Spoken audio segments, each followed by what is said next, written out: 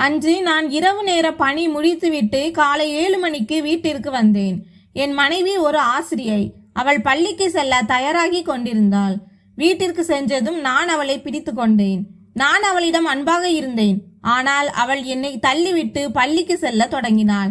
நான் அவளை எவ்வளவோ தடுத்தேன். இருப்பினும் அவள் 8:30 மணிக்கு வீட்டிலிருந்து கிளம்பிவிட்டாள். நான் மனமில்லாமல் குளிக்க சென்றேன். குளித்துவிட்டு ஃப்ரெஷ் ஆகி எப்போதும் போல தூங்குவதற்கு தயாரானேன். இன்று கொஞ்சம் அன்பு காட்ட ஆள் இருந்திருந்தால் நன்றாக இருந்திருக்குமே என்று மனதிற்குள் நினைத்து கொண்டிருந்தேன். அப்போது திடீரென்று கதவு தட்டப்படும் சத்தம் கேட்டது. நான் திடுக்கிட்டேன். எனக்கு நல்ல தூக்கம் வந்து கொண்டிருந்தது. இந்த நேரத்தில் யார் வந்திருப்பார்கள் என்று எரிச்சலாக இருந்தது. நான் கதவை திறந்தபோது அங்கே ஒரு பெண் நின்று கொண்டிருந்தாள்.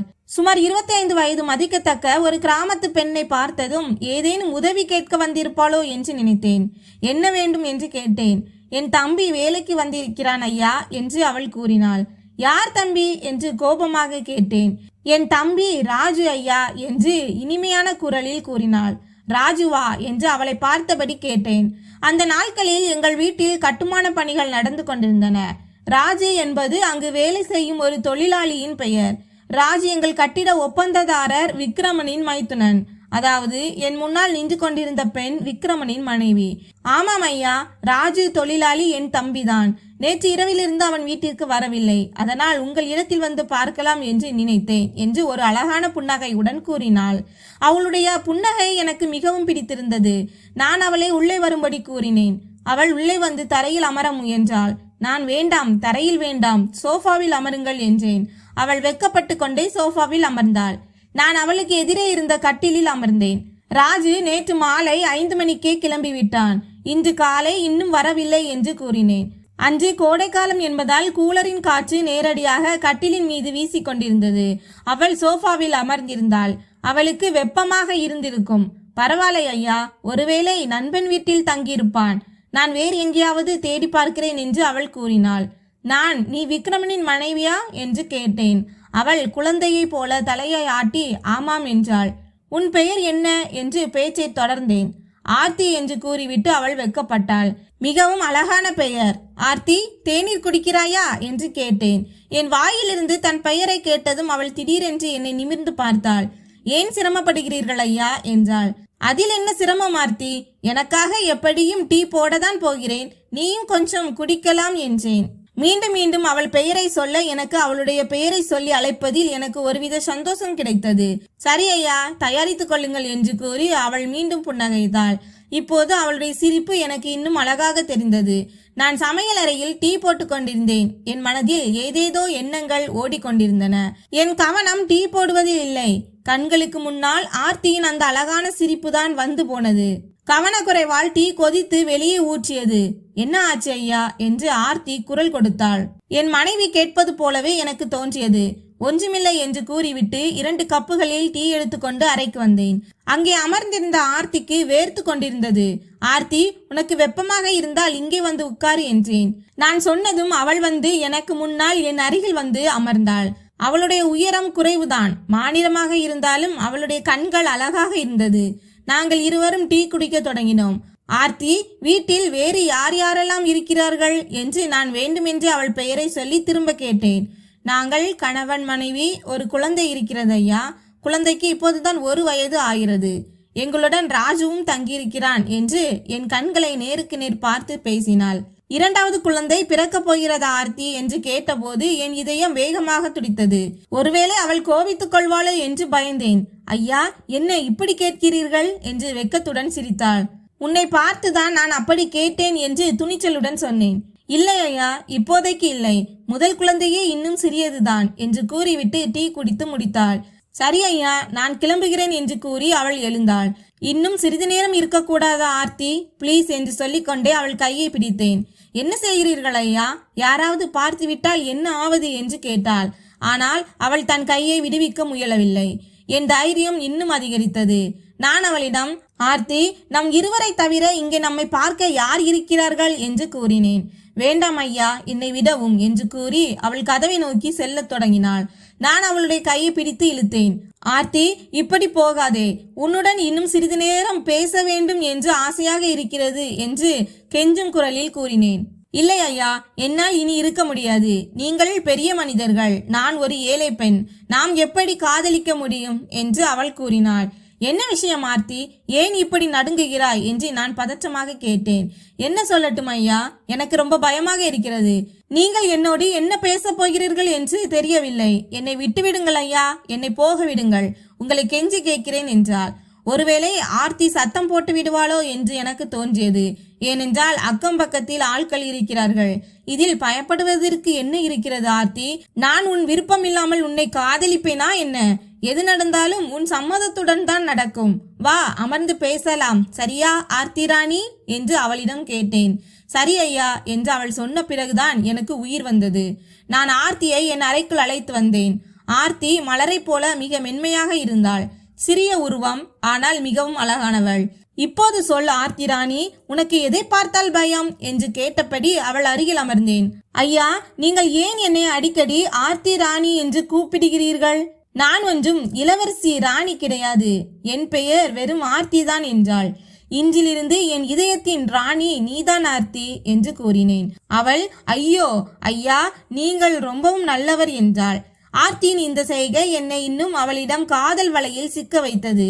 ஆர்த்தி ராணி, உன்னை நான் என் வீட்டில் வைத்துக் கொள்ள வேண்டும் என்று என் இதயம் துடிக்கிறது. நீ தவறாக நினைக்க மாட்டாயே என்று கேட்டேன். இதில் தவறாக நினைக்க என்ன இருக்கிறது ஐயா?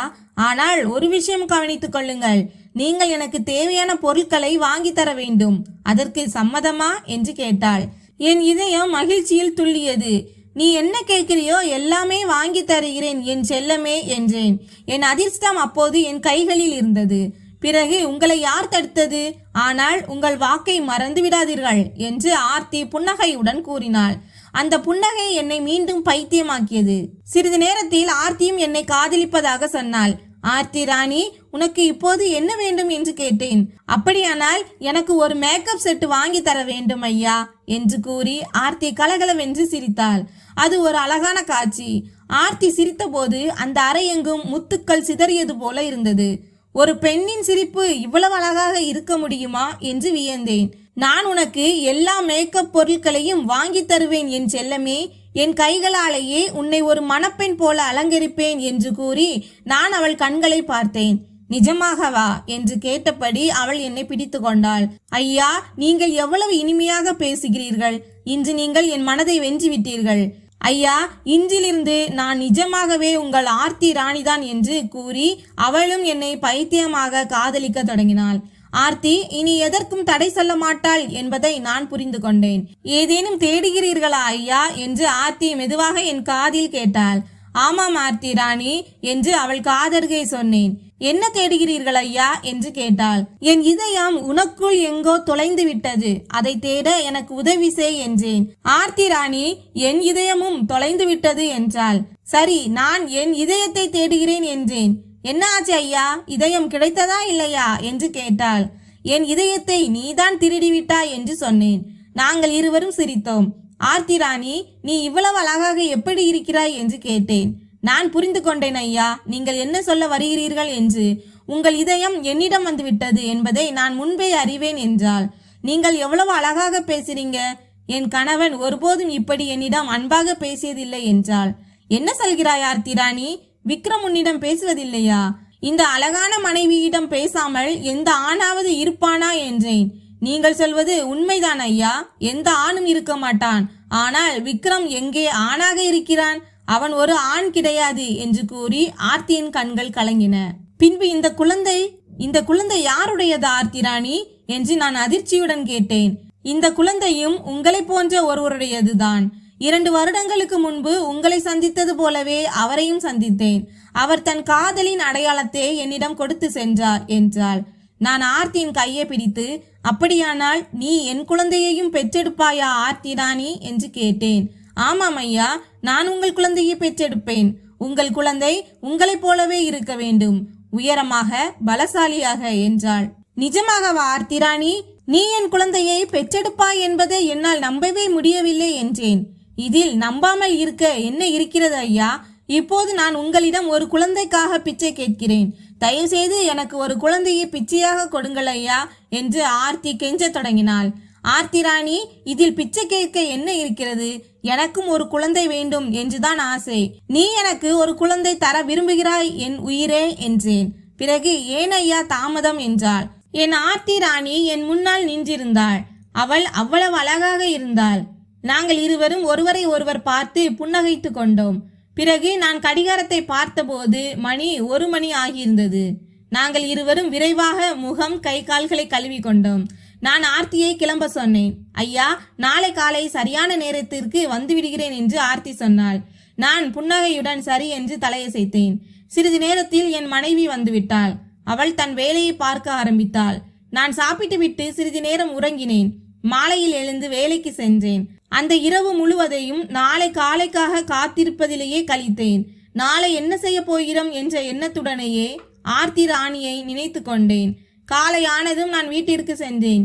என் மனைவி பள்ளிக்கு கிளம்பி சென்றாள். நானும் விரைவாக குளித்துவிட்டு தயாரானேன். ஆர்த்தியும் வந்து விட்டாள். நான் அவளை என் அறைக்குள் அழைத்து சென்றேன். பல நாட்களுக்கு இந்த காதல் கதை தொடர்ந்தது. பின்னர் ஒரு நாள் தான் தாயாக போவதாக ஆர்த்தி சொன்னாள். என் மகிழ்ச்சிக்கு எல்லையே இல்லை. இந்த மகிழ்ச்சி என் மனைவி மூலம் கிடைத்திருந்தால் இன்னும் இரட்டிப்பாக இருந்திருக்கும். இப்போது இந்த விஷயம் நடந்து முழுமையாக 9 மாதங்கள் கடந்துவிட்டன. எனக்கு ஒரு அழகான மகன் பிறந்திருக்கிறான். ஒவ்வொரு ஞாயிற்றுக்கிழமையும் என் மகனை பார்ப்பதற்காக நான் ஆர்த்தியின் வீட்டிற்கு செல்வேன். இவை எதை பற்றியும் ஆர்த்தியின் கணவர் விக்ரமிற்கோ அல்லது என் மனைவிக்கோ தெரியாது. நண்பர்களே, இதுதான் இன்றைய சிறிய கதை. வீடியோ பிடித்திருந்தால் லைக் மற்றும் சப்ஸ்கிரைப் செய்யுங்கள். நன்றி.